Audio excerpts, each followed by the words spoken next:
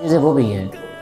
خالی پیٹ رہنا وہ تو کام آپ کر رہے ہیں، ہم سارے کر رہے ہیں، لیکن محبوب عالم سید عالم مل کے پڑھ لیں صلی اللہ علیہ وسلم نے فرمایا روزہ ڈھال ہے. روزہ ڈھال ہے مطلب رکاوٹ ہے. جب تک اسے نہ پھاڑا ہو تو عرض کی گئی یا رسول اللہ پھاڑنے سے مراد کون چیز روزے کو ہٹا سکتی ہے؟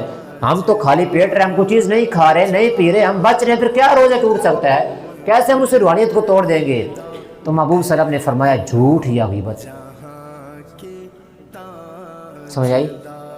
اور ہم اگر سوچیں تو ہم کتنے ایسے گناہ جھوٹ کر رہے ہیں، بچے بول رہے ہیں، ہم بھی بول رہے ہیں، بچے تربیت دے رہے ہیں، غیبت کر رہے ہیں، تہمت لگا رہے ہیں، بہتان باندھ رہے ہیں اور الزام تراشی کر رہے ہیں، ریاکاری کر رہے ہیں، بدگمانی کر رہے ہیں، کینہ پروری ہے، دشمنی ہے، بات تحقیق کے علاوہ کر رہے ہیں، بات کی تحقیق نہیں کر رہے، بدگمانیاں کر رہے ہیں.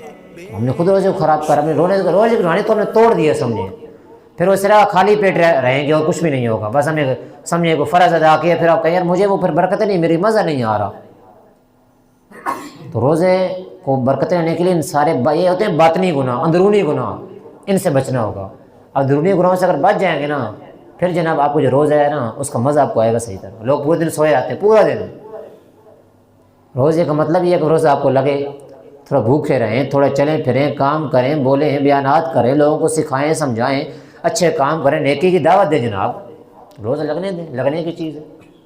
پھر آپ کو مزہ آئے گا روزے کا، بڑا مزہ آئے گا. پھر تو مزہ آئے گا یار اللہ کی اطاعت کر رہا ہوں، اللہ نے سب کچھ موجود ہے گھر میں، نہیں کھا رہا میں، کیوں؟ اللہ دیکھ رہا ہے، محبوب نے فرمایا روزہ رکھنا ہے، ہم نے صحت یابی حاصل کرنی ہے. تو یہ ساری چیزیں جو ہوتی ہیں اس سے بچنا چاہیے. یہ ساری جو ہوتی ہیں مکروہ چیزیں ہوتی ہیں جس سے جو سارے کے سارے معاملات جو ہوتے ہیں اس سے وہ کیا کہتے ہیں وہ روزے کی روحانیت جو